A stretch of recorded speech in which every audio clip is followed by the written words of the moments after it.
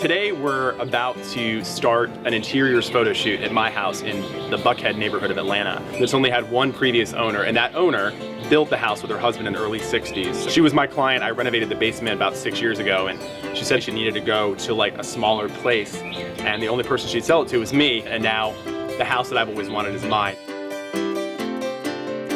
As far as what inspired me to go with the coffered ceiling look in the living room and the crown molding in the breakfast nook, at this point in my life, I kind of want more of a laid-back feel. I think now I just love the idea of letting the natural grain show. There's something really nice and relatable about softwood because you can use it, it's very forgiving, you can leave it natural or you can stain it, and I just think it's something that's more readily available. It's easier to use when it's time to execute a design project, and since my lifestyle's not formal, I don't want the materials in my house to be formal. So when it comes to softwoods, I think they just really fit for how we live today.